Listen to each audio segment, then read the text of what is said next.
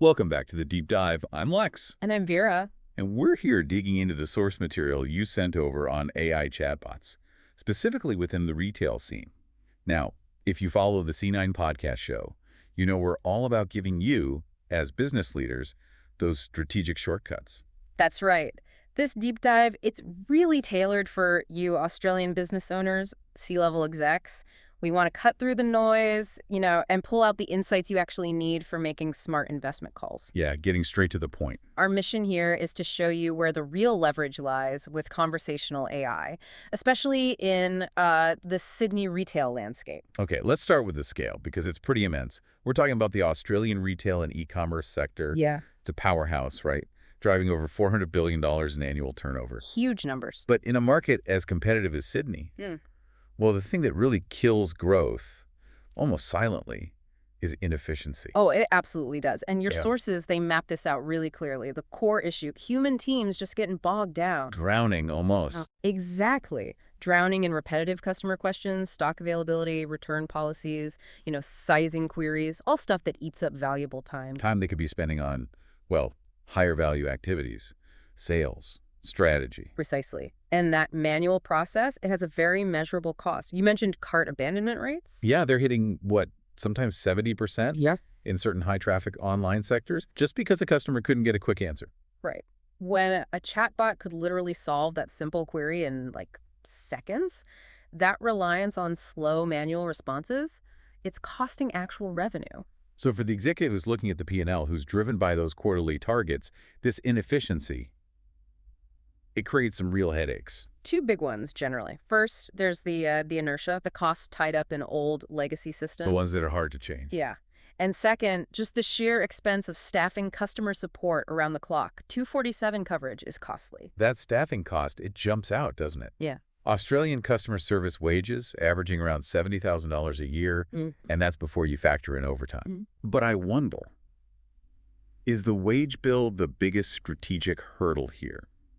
Or is it more about those legacy systems?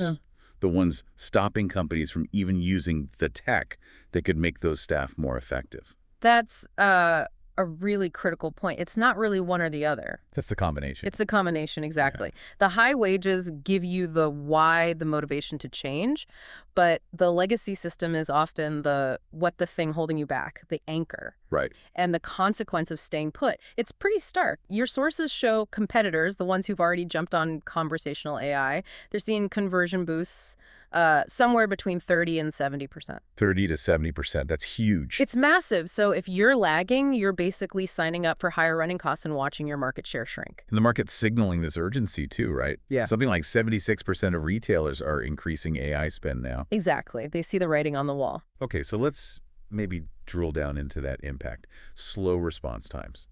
Whether you've got a flagship store on Pitt Street Mall or you're purely online, customer expectation around speed is just absolute now. It is. And that speed, it links directly to your bottom line. Oh. There's Gartner data showing that slow response times, especially during peak shopping hours, can lead to 50% higher abandonment rates. 50% higher. Yeah. Wow. Just because you couldn't answer quickly enough during busy times. Think about that loss concentrated in those crucial periods. It's significant. And then there's the Sydney factor. It's such a diverse city. Uniquely so. The data points out, over 40% of residents speak a language other than English at home. That's right. So if your tech can't handle multilingual questions smoothly, well, you're actively cutting off a huge chunk of your potential market right there. Yeah, makes sense. Just picture this. It's late Saturday night. A customer wants to buy something valuable. They need a quick answer about shipping to, say, Parramatta, but they're asking in Mandarin. A simple, well-trained bot handles it, closes the sale, maybe 2 minutes. Without that tech, that sale probably just vanishes. Another tick on that 50% abandonment statistic. Turning potential revenue into a missed opportunity. Exactly. And on the flip side, the success stories are pretty compelling. We're seeing reports, some retailers getting like a 1,300% jump in site visits from AI recommendations during those peak shopping times. That's transformative. Okay, the market context really hammers this home too. Australia's e-commerce sector. It's projected to surge past $80 billion by 2025. Right. It's not some distant future thing. It's happening right now. And the AI market itself is mirroring that trajectory. Oh, absolutely. The chatbot market specifically in Australia valued around USD 194 million in 2024, but the projection over USD 1.4 billion by 2033. Wow, that's some growth. It's a compound annual growth rate of about 25%. That kind of scale just underscores why acting now is so crucial. Early adopters are building serious competitive advantages. Okay, so let's pivot a bit. Let's look at the trends. What are these chatbots actually doing now that's driving these kinds of results? It feels like they've evolved beyond just answering FAQs. They really have. The big shift is from being simple tools to becoming, well, strategic intelligence platforms. Right, so trend one seems to be hyper-personalization. This feels fundamental. It is. We're seeing, what, about 60% of shoppers now actually prefer interacting with an AI bot over using a standard search bar. Yeah, they're bypassing traditional search. The AI isn't just finding products, it's offering tailored recommendations, dynamic experiences, and that's boosting engagement by, say, 15 to 25%. Like dynamic contextual selling in the moment. Exactly. Then there's trend two, 247 automation, and crucially, cost reduction. This hits that $70 K wage issue head on. Directly, the more advanced bots, they're now handling between 80 and 95% of routine inquiries all by themselves. 80 to 95%. That frees up a lot of human time. A huge amount. And that level of autonomy, it can slash your support costs by up to 30%. Plus, you get round-the-clock service without needing multiple shifts of expensive staff. Okay. And trend three, lead qualification and conversion. This is where it really shifts from saving costs to actually driving revenue. This is the exciting part, I think. The AI isn't just answering questions, it's actively warming up leads. It replaces those static contact us forms by understanding customer intent through conversation. So it qualifies them better. Much better. And often it can even close simpler sales directly. That's where those 30 to 70% conversion increases are coming from. Right. And the thing that ties all this together, the big picture. The bot isn't just talking to customers, it's learning from them. All that data captured what they're asking for, what products they look at, but abandoned their frustrations. That becomes a strategic asset in itself. Absolutely. Executives can feed that directly into inventory planning, product development, marketing. It's competitive intelligence. And with, 97% of ANZ firms planning to expand their AI use. This isn't just about service, it's about staying ahead. Okay, the trends are clear, the potential is massive, but execution, that's always the tricky part, isn't it? You, the executive listening, you might be ready to invest, but how do you actually go from, yes, we need this, to successfully implementing something that delivers those, 30, 70% gains? Execution really hinges on customization. Generic, off-the-shelf bots often just fall short. Why is that? They usually struggle to integrate deeply with those legacy systems we talked about, the anchor.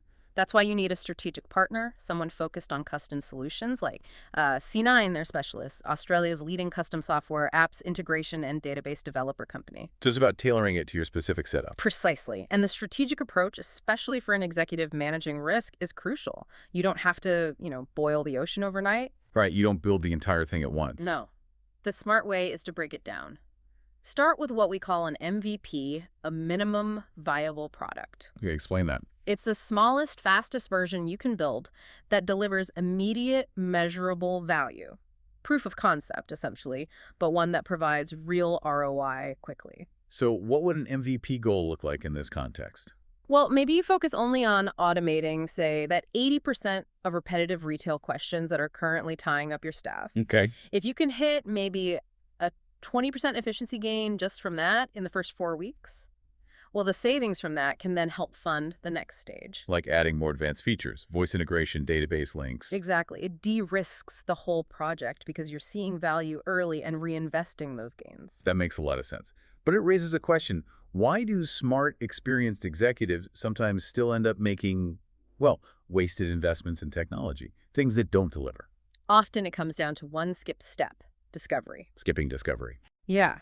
They see a shiny new tool, maybe at a conference or in an article, and they just assume it'll slot perfectly into their unique retail environment. But for an executive focused on detail and results, that discovery call, it's not just a sales chat. It's more fundamental. It's a critical risk mitigation step. It stops you from pouring money into tech that just isn't the right fit. If you've got specific inventory systems, unique workflows, you have to analytically probe your operations, your current tech stack, the potential integration hurdles before you commit significant budget. And how does that discovery process typically work? What should an executive expect? It's usually pretty structured and shouldn't take more than an hour, typically. You'd start with alignment, maybe 15-20 minutes just discussing the triggers. Why now? Are you missing targets? Seeing competitors pull ahead? What are the key goals? Efficiency, profit growth. Getting on the same page. Exactly. Then comes the deeper dive, the analysis. Maybe 30-45 minutes really digging into the operations, the tech you use, identifying those barriers. This is where you pinpoint, say, that 80% of queries ripe for automation. And the outcome. A custom roadmap, a phased plan, outlining those quick wins like the 20% efficiency gain MVP and how that builds towards the bigger picture. Okay, and this relates directly to pricing, doesn't it? Because often, the first place a generic approach falls down is when you get to the quote. Let's talk about that trap, indicative pricing. Ah, yes, the indicative price range. Every C-level exec needs to be really cautious here when it comes to custom software. Those broad ranges, like $10,000 to $50,000. Exactly. They sound helpful, but they're usually based on very generic assumptions, like maybe a standard week block of development time costs $7,000. But they don't account for the specific complexities of your business, your systems. And that leads to Almost inevitably, scope creep. Unexpected costs crop up later because the initial estimate was too vague. And that erodes trust pretty quickly. whereas the pricing that comes after a proper discovery. That's precise. It's based on a detailed understanding of the actual work involved, down to the nearest hour in many cases. You give an example. Sure. Let's say an indicative quote guesses a basic project needs 80 hours, maybe $12,000. But then during discovery, analyzing your systems, we find out there's a non-negotiable integration needed with your existing CRM system. It adds some complexity. Okay. So the revised discovery-based estimate becomes, say, 95 hours, maybe $14,250. Now, that number is slightly higher upfront. But it's accurate. It's accurate. And that precision actually saves the executive maybe $5,000 or more in nasty surprises down the track. Plus, it ensures the solution will actually integrate and work properly from day one. No costly rework. Right, so that upfront investment in discovery pays off in accuracy and avoiding hidden costs. Absolutely. So if we bring it all together, custom chatbots, they're not just nice-to-haves anymore. They are essential strategic tools. Moving from optional feature to core asset. Precisely. They turn those operational weaknesses, the high support costs, the painful abandonment rates into measurable strength, and they position your Australian business perfectly to capitalize on that AI-driven growth wave coming in 2025. You really can't afford to sit back and let competitors keep banking those 30%, 50%, 70% conversion gains while you're still wrestling with operational friction. No, the gap just widens. The way forward really is custom, it's staged, starting with that quick win MVP, and it's focused on delivering that immediate ROI to manage risk. So, the next step for listeners. Take that step. Start mapping out what a custom solution looks like for your business. Schedule a free discovery call with C9. And you can book that call, find out more at the C9 website, www.c9.com.au. That's c9ia.com/au. And maybe here's a final thought, something provocative to take into your next strategy meeting, really focusing on that quick win approach we discussed. Okay. Ask yourselves, what complex manual process currently exists in our business that could realistically be automated for, say, a 20% efficiency gain within the next 4 wins? Start small, prove the value, then scale. Exactly. Find that initial leverage point. Great question to ponder. Think on that and let the potential data guide your next move. If you found this deep dive useful today, please do hit that follow button. And share it with other Australian business leaders you think could benefit from these insights. Thanks for joining us for this analysis We'll see you next time. on The Deep Dive.